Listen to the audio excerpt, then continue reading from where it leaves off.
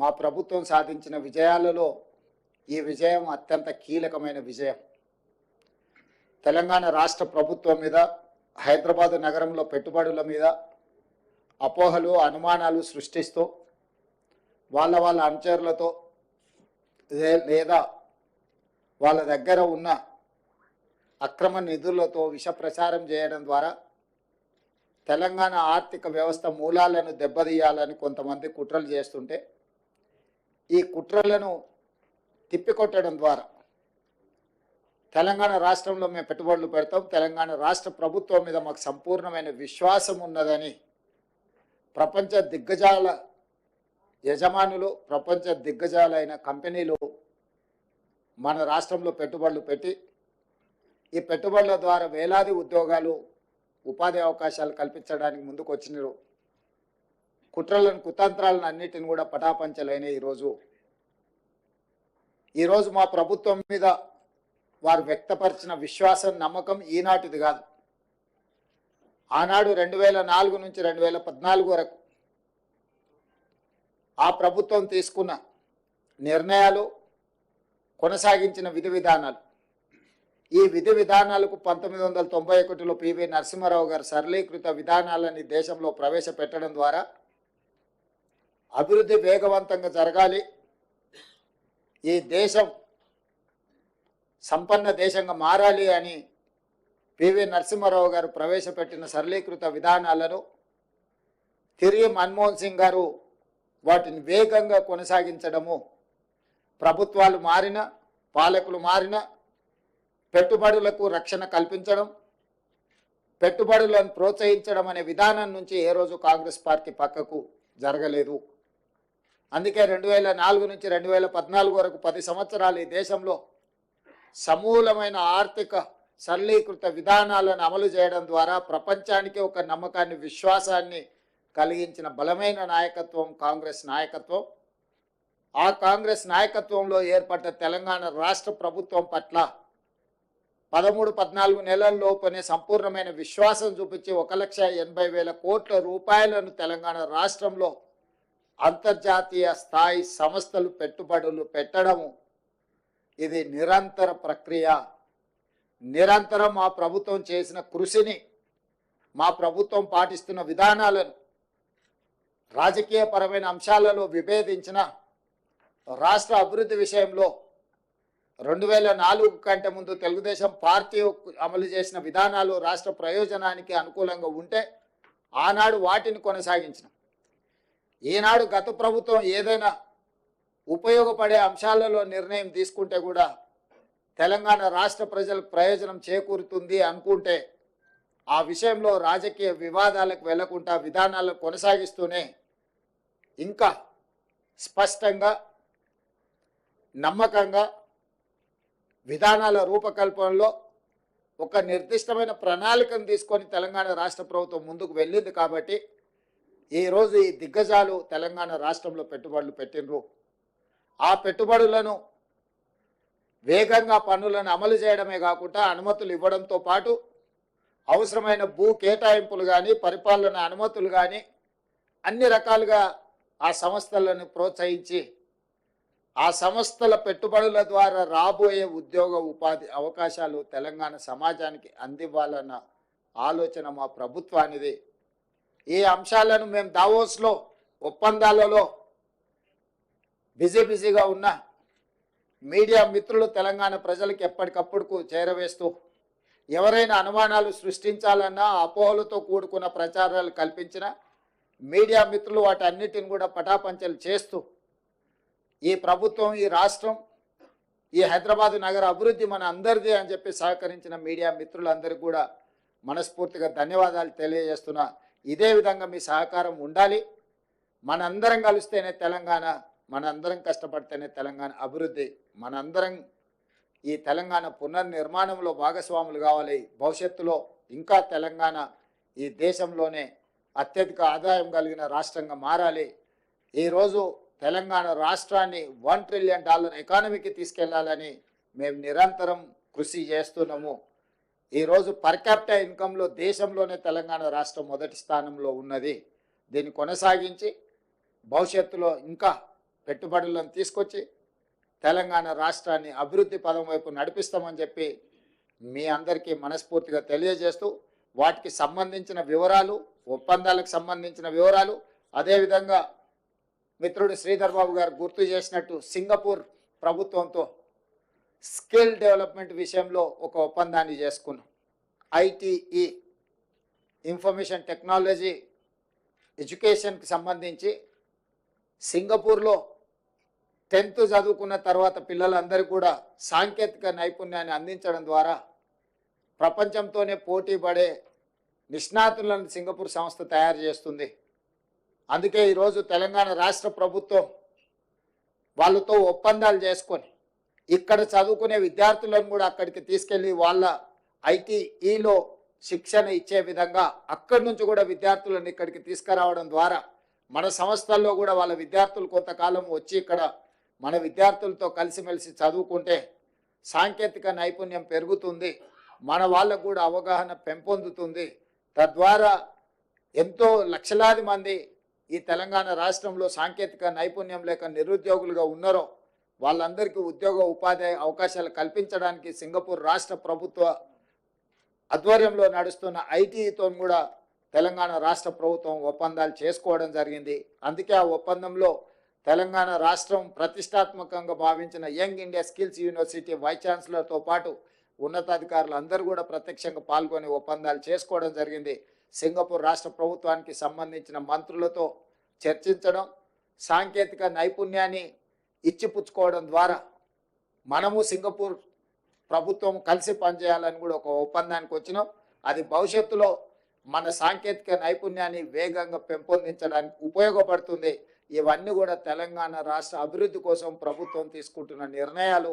ఈ నిర్ణయాలను అన్నిటిని కూడా యువకులకు, ముఖ్యంగా ప్రజలకు అందరు కూడా చేరవేస్తున్న మీకు అందరికీ మనస్ఫూర్తిగా ధన్యవాదాలు తెలియజేస్తూ మా విదేశీ పర్యటనకు సంబంధించి ఒప్పందాలకు సంబంధించిన పూర్తి వివరాలను అందించవలసిందిగా మిత్రుడు మంత్రి గారు శ్రీధర్ బాబు గారిని కోరుతున్నాను.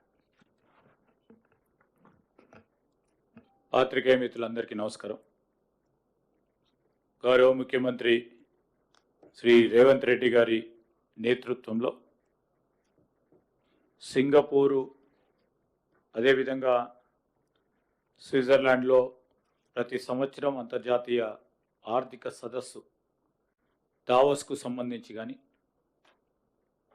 దాని తదుపరి జూరిక్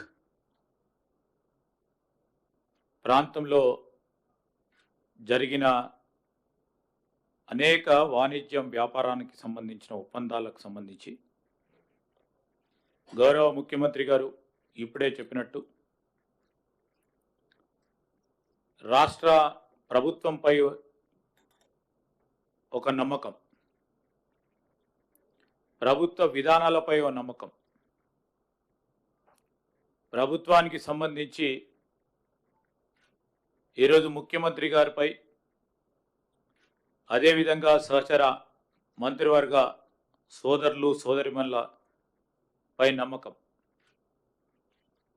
వాణిజ్యం, వ్యాపారం చేసేవారు కోరేది ఒకటే, స్థిరమైన ప్రభుత్వం, దూరదృష్టి కలిగిన ప్రభుత్వం మాకు ఉండాలని ఆలోచన చేపడుతున్న నేపథ్యంలో ప్రతి సందర్భంలో మీరందరూ కూడా దీంట్లో విట్నెస్గా ఉన్నారు. గత సంవత్సరం 2024 జనవరి మాసంలో జరిగిన దావోస్ సంబంధించి కాంగ్రెస్ పార్టీ ప్రభుత్వంపై నమ్మకం ఉంచి ఆనాడు ఎప్పుడు లేని విధంగా 40,000 పైచిలకు ఒప్పందాలు చేసుకొని తదుపరి సంవత్సర కాలం పాటు కూడా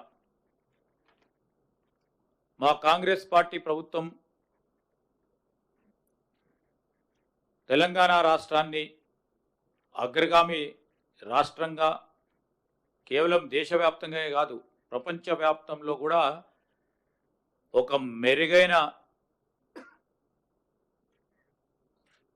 వాణిజ్యం, వ్యాపారం, ఈరోజు ఒక ఇండస్ట్రీ సెంట్రిక్ స్టేట్గా ఎదగాలని ముఖ్యమంత్రి గారి ఆలోచనలో భాగంగా ముందుకెళ్తా ఉన్న తరుణంలో మా పాలసీ విధానాలు కానీ ప్రభుత్వం అనుసరిస్తూ ఉన్న విధానపరమైన ఆలోచనలు కానీ గమనించి పెద్ద ఎత్తున పెట్టుబడులను పెట్టడానికి ముందుకొచ్చిన మా మిత్రులందరికీ హృదయపూర్వకంగా మీ ద్వారా వారికి కృతజ్ఞతలు తెలియజేస్తూ కిందటి దావోస్ పర్యటన కంటే ఈసారి 4 రెట్లు ఎక్కువగా 1,79,000 కోట్ల పెట్టుబడులకు సంబంధించి ఎంఓయూలు చేసుకున్నాం. తప్పకుండా మేము అనుకున్న లక్ష్యానికి ప్రభుత్వం ఆలోచన చేస్తూ ఉన్న 1 ట్రిలియన్ ఎకానమీకి మొదట అడుగులు వేసినాం. ఇది గొప్ప విజయం మేము ఇప్పుడు అనుకోవటం లేదు. ఆచరణలో తీసుకొచ్చి అమలులో తీసుకొచ్చి అనుకున్న ఉద్యోగాల సంకల్పన చేసినప్పుడు దాని పరంగా మేము విజయం సాధిస్తామని ముఖ్యమంత్రి గారు స్పష్టంగా దావోస్లో పత్రికాముఖంగా ఇతర సహచరులకు సంబంధించిన అంశంలో వారు స్పష్టంగా చెప్పడం జరిగింది. క్యాబినెట్ సమిష్టిగా ఇదే ఆలోచన తీరుగా ముందుకెళ్తా ఉన్నాం. ఒక మారు ఆలోచన చేస్తే ఈరోజు వేగంగా అనుమతులు తీసుకురావాలి, అనుమతులు ఇవ్వాలి, మంజూరు చేయాలి. ఇవన్నిటిలో కూడా మనం ఆలోచన చేస్తే ఇన్వెస్టర్కి కాన్ఫిడెన్స్ ఏర్పాటు చేసే ప్రక్రియని ఇంకా వేగవంతంగా ముందుకు తీసుకెళ్లే ప్రయత్నం చేయటం జరిగింది. దాదాపు గౌరవ ముఖ్యమంత్రి గారు, మేము, మా అధికారులు సమిష్టిగా, దాంతోపాటు క్యాబినెట్లో ఉన్న సహచరులందరూ కూడా పాలసీ విధానాల్లో తెలంగాణ రాష్ట్రానికి, తెలంగాణ రాష్ట్ర ప్రజలకు ఉపయోగపడే విధంగా మన పాలసీ విధానంలో మార్పులు తీసుకురావాలని కోరిన వెంటనే మార్పులు తీసుకొచ్చి ఇది అనువైన వాతావరణాన్ని కలిగించడానికి వారు చేసిన కృషికి కూడా మేము హృదయపూర్వకంగా కృతజ్ఞత తెలియజేస్తా ఉన్నాం. మనందరికీ తెలుసు, హైదరాబాద్ తెలంగాణ రాష్ట్రానికి ఒక బ్రాండ్ ఇమేజ్ ఉంది. హైదరాబాద్ కానీ తెలంగాణ అంటేనే బిజినెస్ అని మన క్యాప్షన్తోని దావోస్లో పేర్కొనటం జరిగింది. ఆ క్రమంలో ప్రతి అడుగు వేసినప్పుడు ముఖ్యమంత్రి గారు, మేము అందరం కూడా ఒకటే ఆలోచన చేసినాం. ఎందరూ ఎవరు ఎప్పుడు ఈ సంవత్సర కాలం విమర్శలు చేసినా అన్ని విమర్శలను కూడా సద్విమర్శలుగా తీసుకోవాలి. తెలంగాణ రాష్ట్ర ప్రజలకు సంబంధించి ఒక నిరుద్యోగ యువతి యువకుడికి ఉద్యోగం కల్పించాలనే ఒక సంకల్పంతో ముందుకు పోదాం. పెట్టుబడులను ఆకర్షించే ఒక కార్యాచరణ తీసుకుందాం అని ఆ ఆలోచన ప్రక్రియలోనే మొదటగా సింగపూర్ ప్రభుత్వానికి సంబంధించి ఆ దేశానికి సంబంధించిన 2 ప్రధానమైన మంత్రులతో కలవటం జరిగింది. విదేశాంగ మంత్రి గారు, అదేవిధంగా పెట్టుబడులకు సంబంధించిన కామర్స్ మినిస్టర్స్తోని ఇద్దరిని కూడా కలవటం జరిగింది. ముఖ్యమంత్రి గారు 2 ప్రధానమైన అంశాలను వారి దృష్టికి తీసుకొచ్చారు. ఒకటి, మూసీ నదికి సంబంధించిన ప్రక్షాళన విషయంలో. రెండవది, రాష్ట్రం నిరుద్యోగ యువతీ యువకుల గురించి నైపుణ్యం ఏ విధంగా పెంచుతూ ఉన్నాం, పెంచబోయే ఆలోచన చేస్తూ ఉన్నాం. రాబోయే కాలంలో రాష్ట్రము ఈ దేశంలోనే కానీ అంతర్జాతీయ స్థాయిలో నైపుణ్యానికి కేంద్రంగా నిలవాలనే ఆలోచనతోనో ఏ విధంగా చేయబోతున్నామని వారికి తెలియజేయటం జరిగింది. ఆ క్రమంలో మాట్లాడుతూ ఉన్న తరుణంలో మరి ఆ దేశానికి సంబంధించిన మంత్రులు కూడా వారి ఆసక్తి చూపెట్టి తప్పకుండా మా వరకు సహకారం అందిస్తామని చెప్పారు. దానిలో భాగంగానే సింగపూర్కు సంబంధించిన దేశానికి సంబంధించి ఒక చిన్న నది, సింగపూర్ రివర్, చిన్నదైనా నది కానీ దాన్ని కూడా ఈరోజు మూసీ నది ప్రస్తావన తీసుకొచ్చినప్పుడు ఆ నది పరిస్థితి ఏ విధంగా ఉండని నదిని ప్రక్షాళన చేసి ఈరోజు త్రాగటానికి నీరు, స్వచ్ఛమైన గాలి ఇస్తా ఉన్న తరంలో సింగపూర్కు సంబంధించిన ప్రజలందరూ కూడా పెద్ద ఎత్తున హర్షం వ్యక్తం చేశారని మంత్రులు చెప్పటం జరిగింది. మూసీ నదికి సంబంధించి ఈరోజు మూసీ నది ప్రక్షాళన కూడా ప్రజలకు సంబంధించినది. ప్రజలకు క్వాలిటేటివ్ లైఫ్ను అందించాలని చేస్తూ ఉన్న ప్రస్తావన, ఆ ప్రస్తావనకు సంబంధించి మంత్రులు కూడా పూర్తి స్థాయిలో వారు అభినందించి ముందు ఏ విధమైన సహకారం మీకు కావాలంటే ఆ విధంగా సహకారం అందిస్తామని వారు కూడా ముందుకు రావడం అనేది మాకు అందరికీ కూడా సంతోషకరంగా ఉందని ప్రస్తావన తీసుకొస్తా ఉన్నాం. ఈ సందర్భంలో రాష్ట్ర ప్రజల తరఫున వారికి కృతజ్ఞతలు తెలియజేస్తా ఉన్నాం. అదేవిధంగా ఇంతకుముందు ముఖ్యమంత్రి గారు చెప్పినట్టు మన రాష్ట్రానికి సంబంధించిన యువత భవిష్యత్తుకు సంబంధించి ప్రభుత్వం ఏర్పాటైన వెంటనే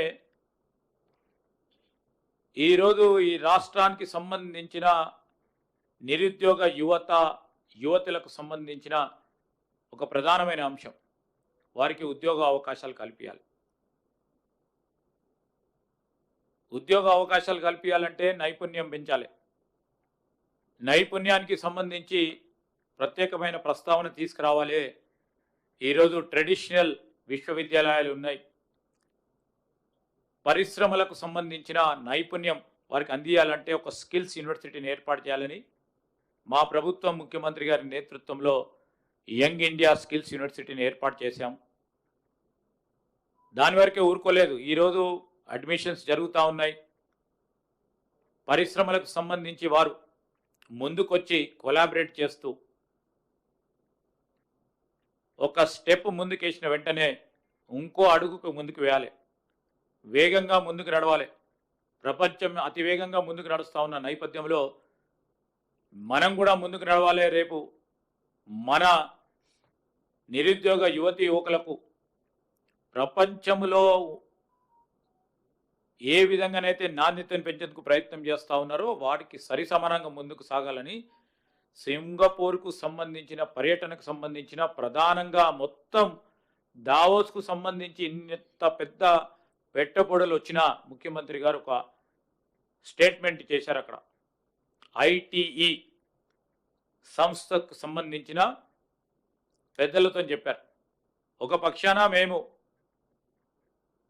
పెద్ద ఎత్తున పెట్టుబడులు తీసుకురాబోతా ఉన్నాం, ఇంకో పక్షాన మాకు కావాల్సింది అతి ముఖ్యమైనది మా యువకులకు సంబంధించిన నైపుణ్యాన్ని పెంచాలే, ఇదే మా ప్రధానమైన బాధ్యత అని ఐటీఈఎస్ వారితోని ఎంఓయూలు చేసుకున్నాం. ఈ వచ్చే సంవత్సరం నుంచి వారు ఈ యంగ్ ఇండియా స్కిల్స్ యూనివర్సిటీకి సంబంధించిన కరికులం విషయంలో ఈ యంగ్ ఇండియా స్కిల్స్ యూనివర్సిటీకి సంబంధించిన టీచర్స్కు ట్రైనింగ్ ఇప్పించే కార్యక్రమం, దానికి తోడు ఇక్కడ చదువుతున్న విద్యార్థులకు ప్రపంచవ్యాప్తంగా ఎక్స్పోజర్ ఇవ్వాలనే ఉద్దేశంతో మరి ఎంఓయు పరంగా ఎక్స్చేంజ్ ఆఫ్ స్టూడెంట్స్కు సంబంధించిన అంశం విషయంలో, అదేవిధంగా యంగ్ ఇండియా స్కిల్స్ యూనివర్సిటీకి సంబంధించి వారికి కావాల్సిన ఫినాన్సెస్కు సంబంధించిన అనేక అంశాల విషయంలో ఎంఓయు చేసుకోవటం జరిగింది. ఒక పక్షాన 1,79,000 కోట్ల రూపాయలతో పెట్టుబడులు సంబంధించిన మన రాష్ట్ర ప్రజానికానికి సంబంధించి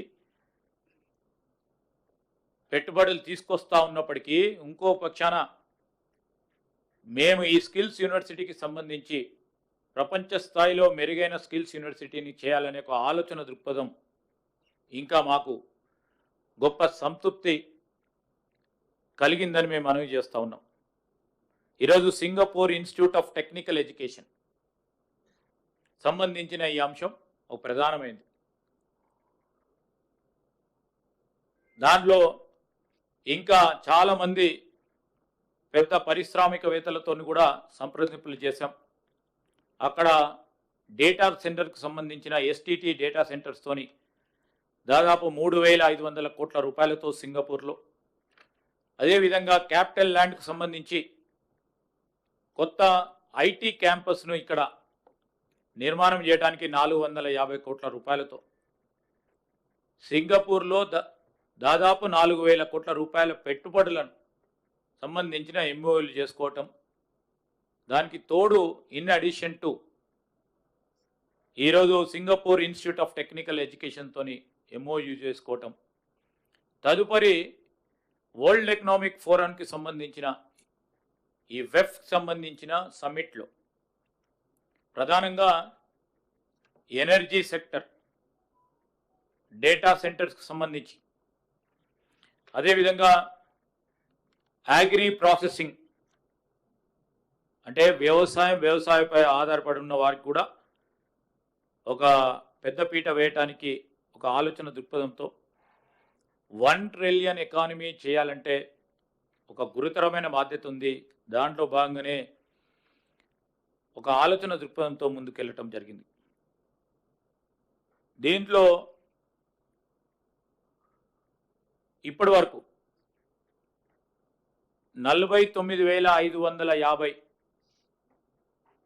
నేరుగా ఉపాధి పొందే అవకాశం మన యువతకు సంబంధించి, దానికి తోడు మరి స్విట్జర్లాండ్కు సంబంధించి కొన్ని కంపెనీస్తోని ఒప్పందాలు చేసుకోవటం జరిగింది.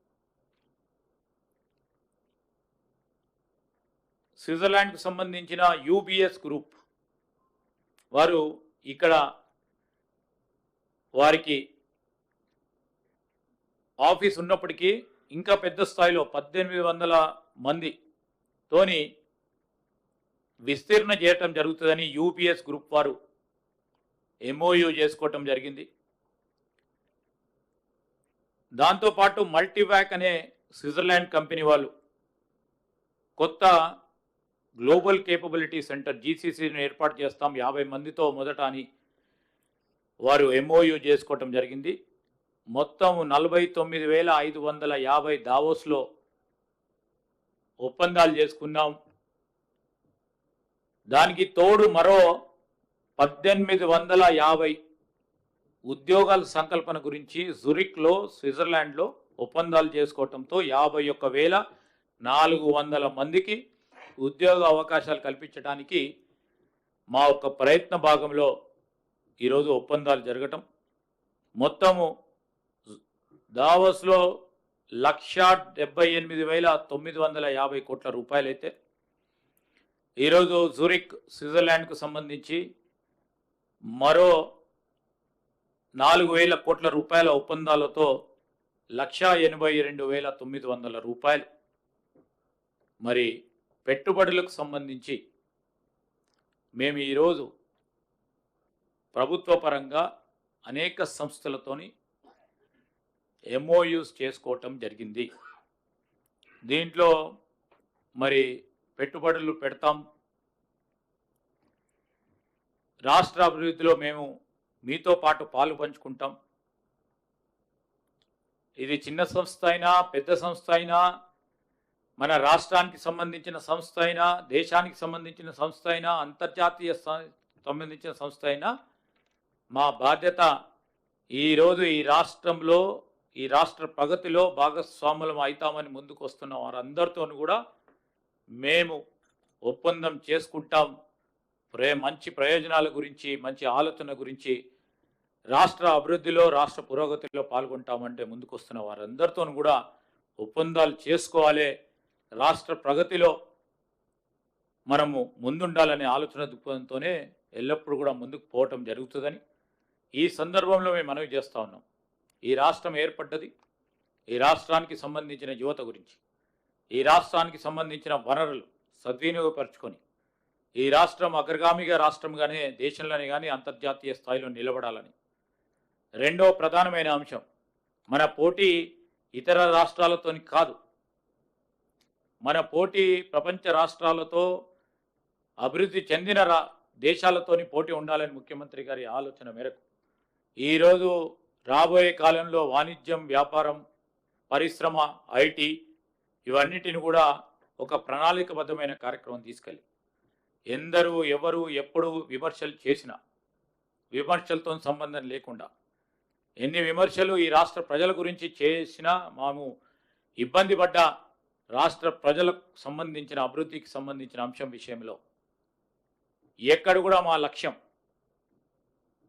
తప్పుదారి పట్టకుండా ముందుకు తీసుకెళ్లే ప్రయత్న భాగంలోనే మేము ముందుకు నడుస్తామని నేను ఇక్కడికి వచ్చేసిన మా పాత్రికేయ మిత్రులకు కూడా మరి ఈ దావోస్కు సంబంధించిన పర్యటన, సింగపూర్కు సంబంధించిన పర్యటనలో భాగంగా మీరందరూ కూడా స్పష్టంగా ఈరోజు అంతా కూడా ట్రాన్స్పరెంట్ ముఖ్యమంత్రి గారి మరి అక్కడ ఇంటర్నేషనల్ ఫోరంలో చెప్పిన అనేక అంశాలు రేపు రాబోయే కాలంలో మేము చేయగలిగిన మా ఆలోచన విధానాలు సస్టైనబుల్ డెవలప్మెంట్ ఉండాలని చేసే ప్రక్రియ భాగంలో ముందుకు నడుస్తామని ఒక స్పష్టంగా ముందుకు పోతున్న తరుణంలో మీరు కూడా దావోస్ పర్యటనకు సంబంధించి మా పాత్రికేయ మిత్రులు ఈరోజు ఎలక్ట్రానిక్ మీడియా కానీ ప్రింట్ మీడియాకు సంబంధించిన మిత్రులందరూ కూడా మేము వేసిన ప్రతి అడుగును ప్రజల వద్దకు తీసుకెళ్లిన ప్రయత్నంలో మీరు కూడా సహకరించినందుకు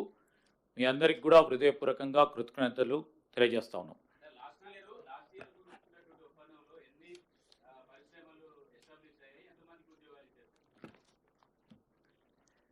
గత సంవత్సరం ఏదైతే 18 ప్రాజెక్ట్స్ 14 కంపెనీస్తోని ముఖ్యమంత్రి గారు ఆధ్వర్యంలో జనవరి 2024లో ఎంఓయూ చేసుకున్నాం.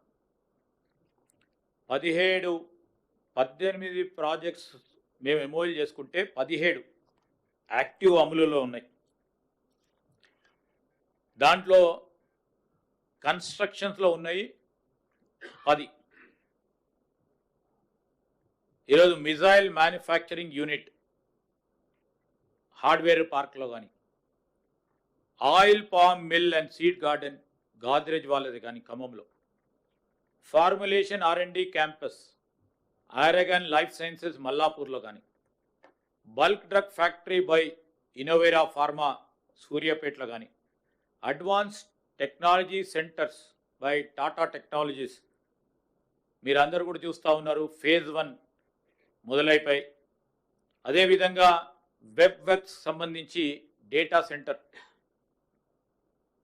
Global capability centres Q Centro and Systrack సంబంధించి, Uber green supply chain skilling academy by O9 solutions ఇవన్నీ కూడా యాక్టివ్గా కొన్ని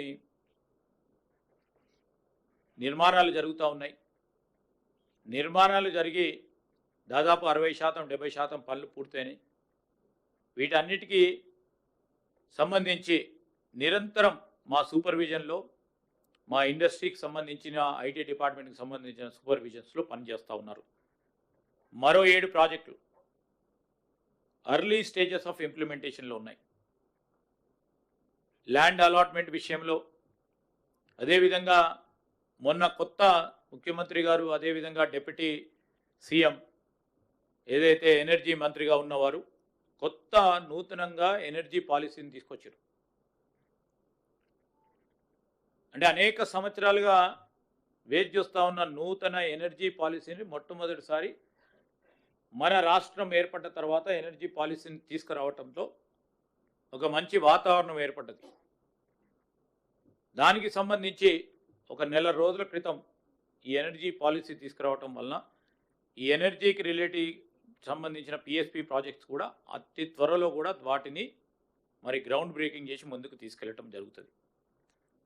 గాడ్రేజ్ ఆగ్రో కెమికల్స్ ప్లాంట్ గత సంవత్సరం చేసింది, వారికి ఆ ల్యాండ్కు సంబంధించిన అంశాల్లో కొన్ని అభ్యంతరాలు తెలియజేయడంతో ఆల్టర్నేటివ్ ల్యాండ్ని కూడా ఐడెంటిఫై చేయడానికి రెవెన్యూ డిపార్ట్మెంటు అదేవిధంగా మా ఇండస్ట్రీ డిపార్ట్మెంట్ పనిచేస్తూ ఉన్నారు. BL agro refinery plant, Godi energy manufacturing plant ఇవన్నిటిని కూడా మరి ఇంకా వారు ప్రస్తావనలో ఉన్నారు, ముందుకు తీసుకెళ్లే కార్యక్రమం చేస్తాం. అతి త్వరలో కూడా పూర్తి స్థాయిలో వీటిని గ్రౌండ్ చేస్తూ ఉపాధి అవకాశాలను వారు ఏ విధంగానైతే స్పష్టంగా ఆ రోజు వచ్చి చెప్పడం జరిగిందో ఆ ఉపాధి అవకాశాలు ఆ విధంగా వస్తూ ఉన్నాయా, ఆ వస్తూ ఉన్న ప్రయత్న భాగంలో ఎంతవరకు సఫలీకృతమవుతామో తప్పకుండా బేరీసి చేసుకొని ముందుకు వస్తాం. వన్ వన్ వన్ వన్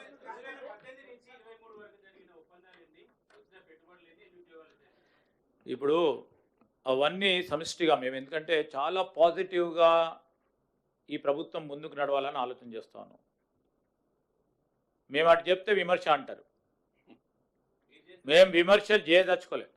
ఎందుకంటే ఆ రోజు కూడా మీరు ఒక్కసారి ఆలోచన చేస్తే వీరు ఇప్పుడు ఉన్న ముఖ్యమంత్రి గారు పిసిసి ప్రెసిడెంట్గా ఉన్నారు, మేము ఇతర స్థాయిలో పార్టీ పరంగా ఉన్నప్పటికీ ఆ రోజు అప్పుడు వస్తున్న పెట్టుబడులు, అప్పుడు వస్తూ ఉన్న ఉద్యోగ అవకాశాల గురించి ఏనాడు కూడా విమర్శ చేయలే.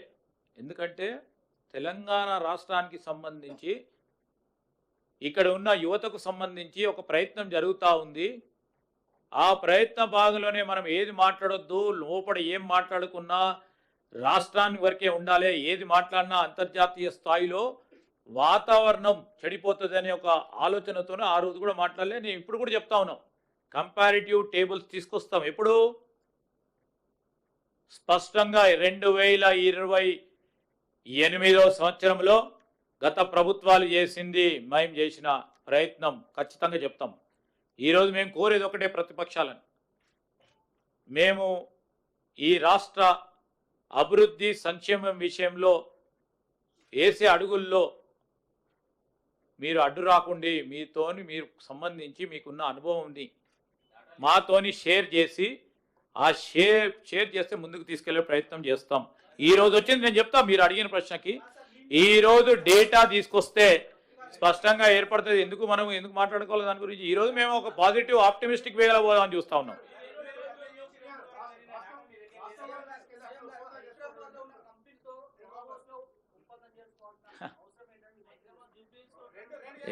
ఒక నిమిషం అండి, ఒక నిమిషం.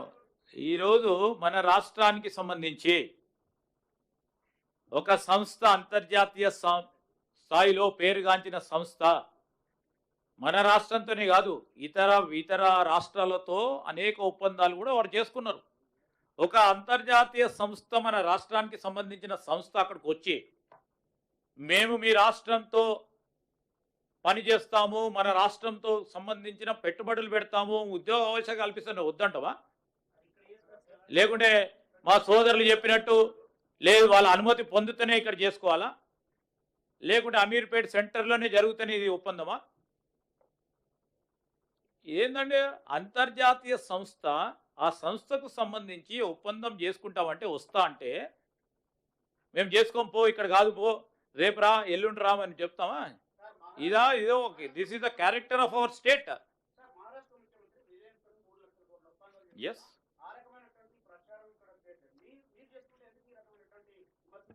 ఈరోజు నిజంగానే మాకంతా కూడా బాధ అనిపిస్తూ ఉంటుంది. ఇప్పుడు ఇంత పెద్ద ఎత్తున ఒప్పందాలు చేసడానికి ప్రయత్నం, ఆ ప్రయత్న భాగంలో ఎంత కృషి ఉండొచ్చు?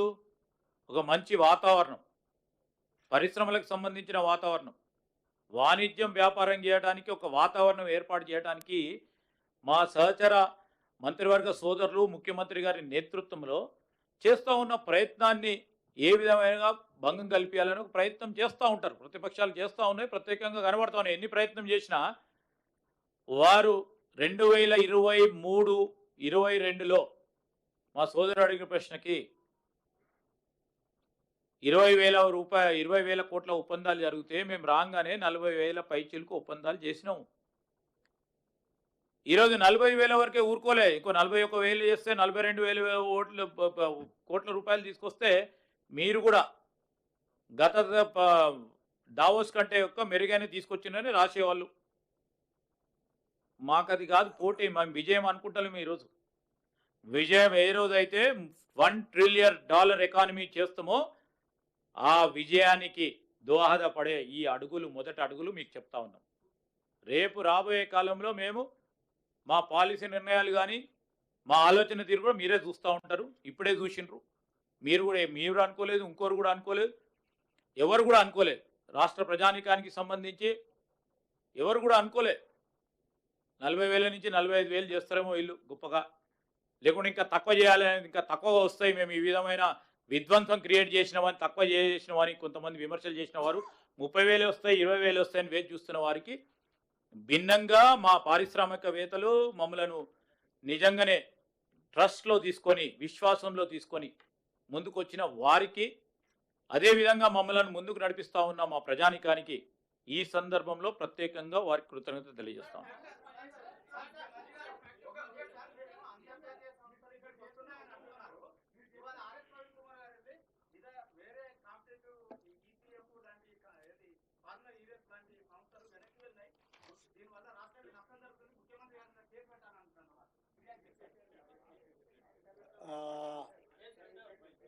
మంచిదే.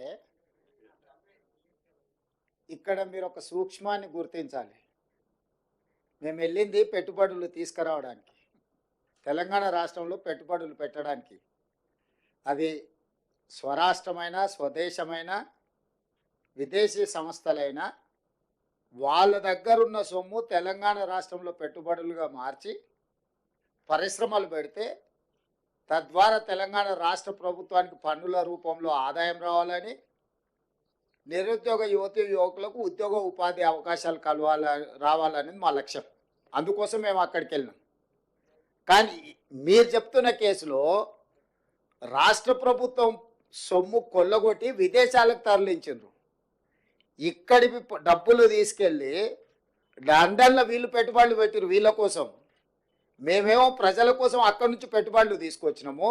వీళ్ళేమో ఇక్కడ ప్రజల సొమ్మును కొల్లగొట్టి విదేశాలలో పెట్టుబడి పెట్టుకున్నారు. ప్రజల సొమ్ము కొల్లగొట్టిన వాళ్ళ మీద కేసులు పెట్టినాం. ప్రజల కోసం సొమ్ములు తీసుకొచ్చి పెట్టుబడులు పెట్టించినందుకు మమ్మల్ని ప్రజలు అభినందిస్తారు. ఈ రెండింటికి ఉన్న తేడా ఇది. సరే, ఇక వెళ్ళి ఫిర్యాదు చేసిన ఆయన బానిస మనస్తత్వము, ఆలోచన విధానము, ఆయన ఏదో ఒక రోజు ఆ బానిస సంఖ్యలు తెంచుకోవాలని మేము కోరుకుంటున్నాం. ఎందుకంటే ఒక సంవత్సరంన్నర వెనక్కి వెళ్తే వారు ఏం మాట్లాడినరు, వారు ఈరోజు ఏం మాట్లాడుతున్నారు, వారు ఎవరి కోసం తాపత్రయపడుతున్నాడు, ఇవన్నీ మేము అందరం చూసినాం. కాబట్టి ఆ విషయాలతో అసలు విషయాన్ని పక్కదారి పట్టించవచ్చని వాళ్ళు ఏమన్నా అనుకున్నా అది వాళ్ళ భ్రమ.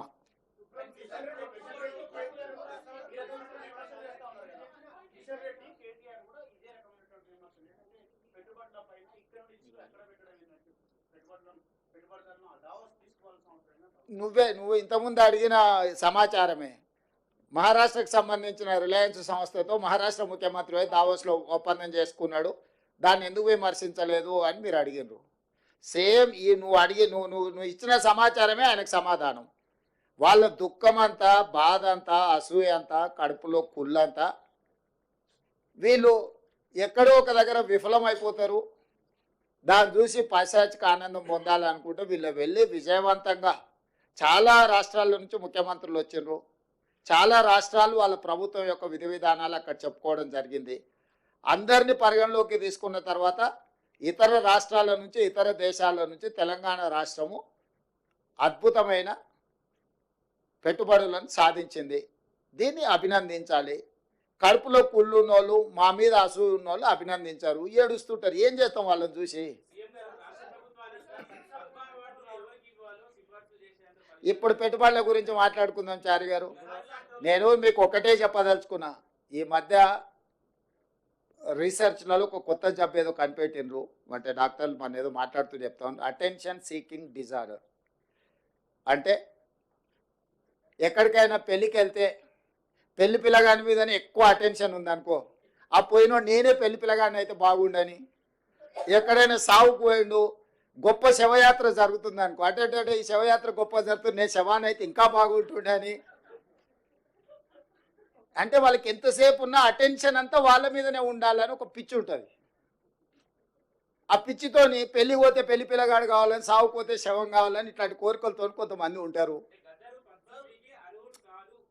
నేను చెప్పేదానికి పెట్టుబడుల గురించి. ఈ పెట్టుబడులు ప్రభుత్వము విధి విధానాలు మేము వెళ్ళి ఆకర్షించి పెట్టుబడులు తేవడంతో, అరే వాళ్ళు ఎట్లా ఆకర్షిస్తారు, నేను పోయినప్పుడు ఎవరు రాలేదేంది, ఇప్పుడు వీళ్ళు పోగానే ఇంతమంది వస్తున్నాయింది, ఇన్ని పెట్టుబడులు వస్తున్నాయిందని ఈ అటెన్షన్ సీకింగ్ డిజార్డర్ అనే జబ్బుతోని ఒక ఆయన బాధపడుతుండు, ఇంకొక ఆయనకు మద్దతు ఇస్తుండు. ఇక ఇక ఆ సమయం అది ఇక మీరంతా ఏం చేస్తారు? అందుకే మీకు చెప్తున్నా జబ్బు ఉందని.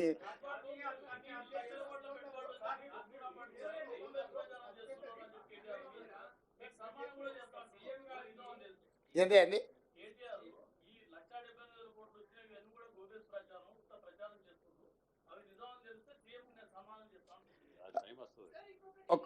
ఇప్పుడు సంస్థలు ఏవైతే ఉన్నాయో, అమెజాన్ కానీ, లేకపోతే సన్ పెట్రోకెమికల్స్ కానీ, ఇన్ఫోసిస్ కానీ, విప్రో కానీ, హెచ్సిఎల్ కానీ, ఇట్లా వరుసగా నేను సంస్థల అన్ని పేర్లు ఇస్తా. ఒకవేళ ఈ ప్రభుత్వం గొప్పల కోసం ప్రచారం చేసుకుంటే ఆ సంస్థలు ఎక్కడైనా వాళ్ళు అధికారికంగా మేము ఒప్పందాలు చేసుకున్నామని అంటారా? అంటే ఒక మనిషి యొక్క లేఖితనము, అజ్ఞానము. ఇప్పుడు ఐటీఈఎస్ సింగపూర్ ప్రభుత్వం మాతో ఒప్పందం చేసుకున్నది సాంకేతిక పరిజ్ఞానంతో. అంటే సింగపూర్ ప్రభుత్వము మాతోని ఒప్పందం చేసుకుని మేము కాదు, వాళ్ళు చెప్తున్నారు కదా. అదేవిధంగా ఎస్టీటీ డేటా సెంటర్ సింగపూర్ నుంచి, అదేవిధంగా క్యాపిటల్ ల్యాండ్, ప్రపంచంలోనే పెట్టుబడులకు Blackstone investments, capital land అనేది ఒక పెద్ద సంస్థ, ఆల్రెడీ వాళ్ళ ప్రజెన్స్ ఇక్కడ ఉంది ఆ సంస్థ. అదేవిధంగా HCL tech, Infosys, Wipro, Eclat health solutions, world economic ఫోరంలో ఉండే digital health actual, Skyroot aerospace, ఇక్కడ ఆల్రెడీ రాకెట్ తయారు చేస్తున్నారు, మీకు తెలుసు కదా వాళ్ళు. సో అదేవిధంగా జేఎస్డబ్ల్యూ గ్రూప్ అంటే జిందాల్ స్టీల్ వాళ్ళు, అదేవిధంగా అమెజాన్ వెబ్ సిరీస్, అదేవిధంగా ఇట్లాంటివి సిఫ్టీ టెక్నాలజీస్, ఇట్లా ఈ సంస్థలన్నీ ఇంకా చాలా ఉన్నాయి. నేను యువతల జేసీకే గ్రూపు, కంట్రోల్ ఎస్ డేటా సెంటర్స్లలో వాళ్ళు ఎంత క్వైట్ పాపులరో మీకు తెలుసు కదా. యూనిలివర్, ఇప్పుడు మన దగ్గర ఉన్న హిందుస్థాన్ లివర్ లిమిటెడ్ ఒరిజినల్ మాతృక యూనిలివర్, వాళ్ళు వాళ్ళ సంస్థను ఏర్పాటు చేస్తామన్నారు. అదేవిధంగా సుహానా మసాలా, రామ్కీ గ్రూప్, యూబిఎస్, అంటే ఇట్లా ప్రపంచ స్థాయిలో పేరెన్నికగన్న సంస్థలు, వాళ్ళ ప్రతినిధులు, వాళ్ళ సిఇఓలు దావోస్ వరల్డ్ ఎకనామిక్ ఫోరంకి వచ్చి తెలంగాణ పెవిలియన్, మేము వాళ్ళ ఆఫీస్లోకి వెళ్ళలే, ఎక్కడైతే తెలంగాణ రాష్ట్ర ప్రభుత్వం యొక్క అధికారిక కార్యక్రమాలు నిర్వహించే స్థలం ఉన్నదో వాళ్ళు అక్కడికి వచ్చి అపాయింట్మెంట్ తీసుకొని తెలంగాణ రాష్ట్ర ప్రభుత్వంతో ఒప్పందం చేసుకున్నారు. ఇవాళ ఆ ఒప్పందాలను కూడా ఇప్పుడు ఆయన అన్నాడు కదా, ఈ లిస్టు మీకు అఫీషియల్గా మా ప్రతినిధులకు చెప్తాను, ఈ టోటల్ అఫీషియల్ డాక్యుమెంట్ మీకు రిలీజ్ చేస్తాం, ఏ సంస్థ నుంచి ఎన్ని వేల కోట్ల రూపాయలు ఒప్పందం చేసుకున్నాము. ఈ ఒప్పందాలను మా నుంచి సేకరించడం కాకుండా ఆ సంస్థల నుంచి మీరు క్రాస్ చెక్ చేసుకోండి. నిజంగానే ఈ సంస్థలు మీరు తెలంగాణ రాష్ట్ర ప్రభుత్వంతో ఒప్పందాలు చేసుకున్నారా, భవిష్యత్తులో మీరు తెలంగాణ రాష్ట్రంలో పెట్టుబడులు పెట్టదలుచుకున్నారా అని మీరు కనుక్కోండి. 60,000 కోట్ల రూపాయల ఒప్పందం చేసింది అమెజాన్, 45,000 కోట్ల రూపాయల ఒప్పందం చేసింది సన్ పెట్రోకెమికల్స్. అంటే 1,05,000 కోట్ల పెట్టుబడులు ఈ రెండు సంస్థల గురించి నేను వివరాలు చెప్తున్నా. మిగతా ఇన్ డీటెయిల్ ఇక్కడ ఉన్నది.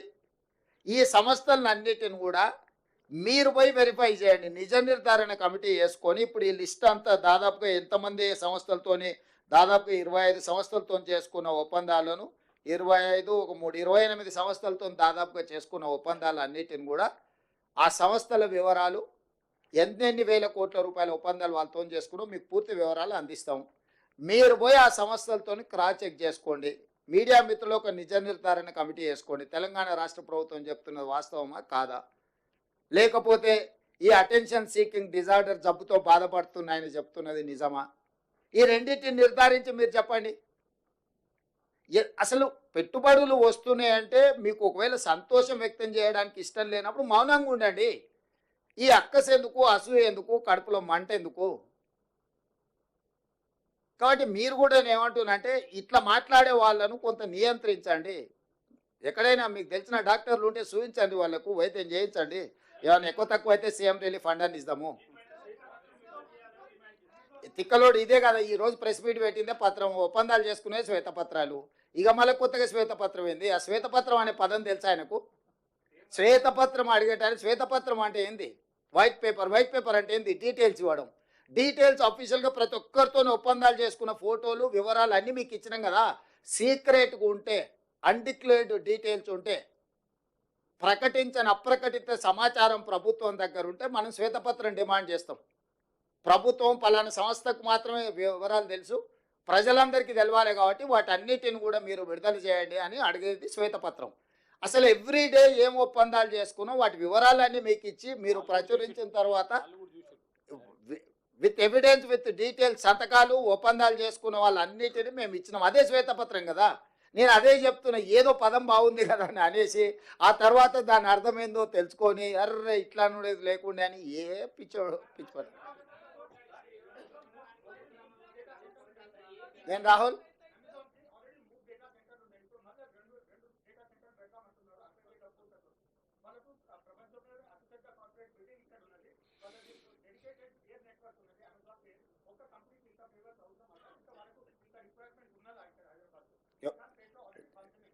నీ అభిప్రాయమా వాళ్ళ అభిప్రాయమా?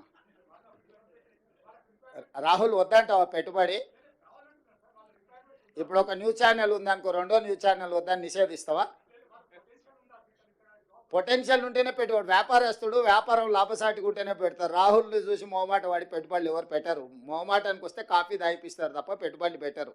ఈరోజు మన ప్రభుత్వం యొక్క విధానాలు, ఈరోజు ఎనర్జీలో మనం తీసుకొచ్చిన ఓపెన్ యాక్సెస్ విధానం, ఈరోజు డేటా సెంటర్స్ని ఎక్కువ ఆకర్షించడం, దాదాపుగా డేటా సెంటర్స్కి రిలేటెడ్లో 1,00,000 కోట్ల రూపాయల పెట్టుబడులు ఎందుకు వచ్చినాయంటే గత ప్రభుత్వం యొక్క విద్యుత్ విధి విధానాలు, మా ప్రభుత్వం వచ్చిన తర్వాత తీసుకొచ్చిన ఎనర్జీ పాలసీతోని ఈరోజు మనం పెట్టుబడులను ఆకర్షించినాము.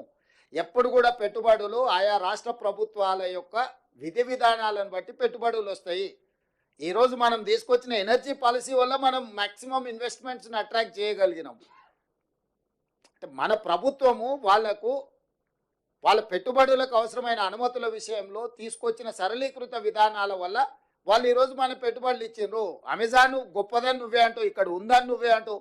60,000 పెట్టుబడులు పెడతా అంటే మాత్రం నువ్వు బాధపడతావు. ఎందుకు? నువ్వంటే అదే నీ వెనకాల ఉన్నాయన గురించి, నువ్వంటే నువ్వు కాదు.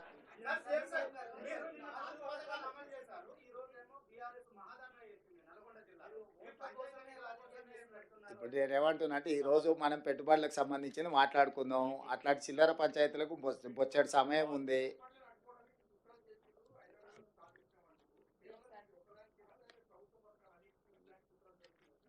అది ఇక నువ్వు చెప్పాలి, నువ్వు విచారం. ఎందుకంటే నిర్మాణం మేము దేశంలో లేము, ఏమేమి జరిగిందో మొత్తం వివరాలు మీరు చెప్పండి. చెప్తే దాన్ని బట్టి నిర్ణయం. ఎస్ సరే.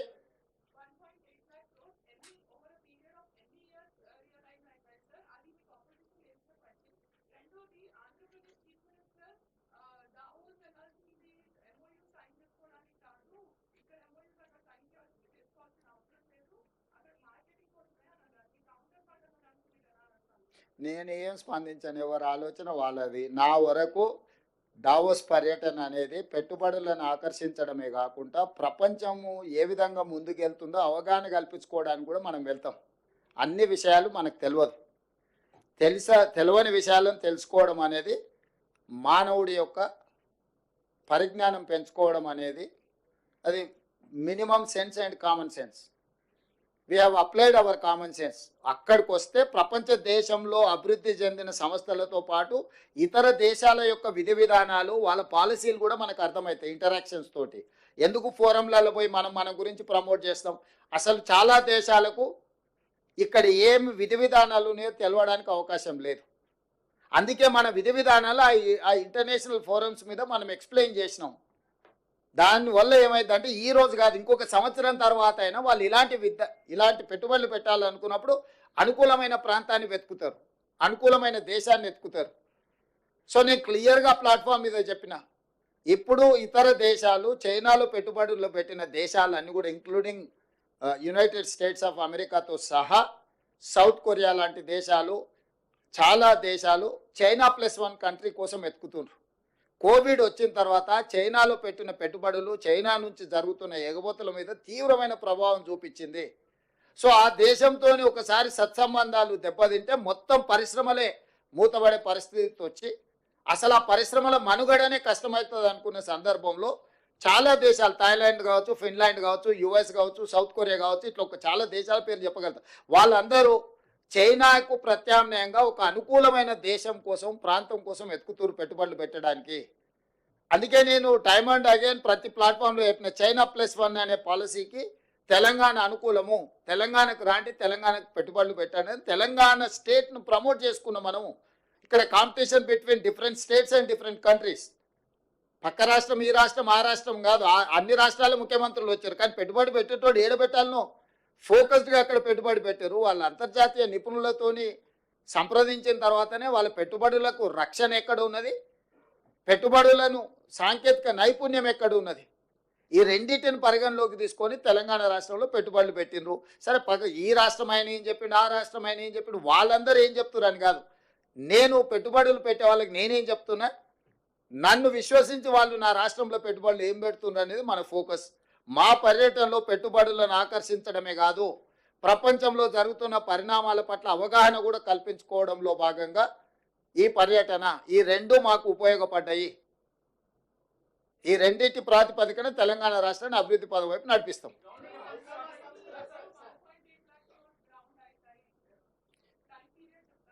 ఆ ప్రాజెక్ట్ రిపోర్ట్లని ఈచ్ అండ్ ఎవ్రీ ప్రాజెక్ట్కి దాని నేచరు, దాని యొక్క అవసరాన్ని బట్టి ఉంటుంది. ఓ దగ్గర ల్యాండ్ అవసరం ఉంటుంది, ఒక దగ్గర పర్మిషన్ అవసరం ఉంటుంది, ఇంకొక దగ్గర టెక్నాలజీ ట్రాన్స్ఫర్ చేసుకోవాల్సిన అవసరం ఉంటుంది, ఓ దగ్గర అంటే మెషిన్స్ ఇంపోర్ట్ చేసుకునే అవసరం ఉంటుంది.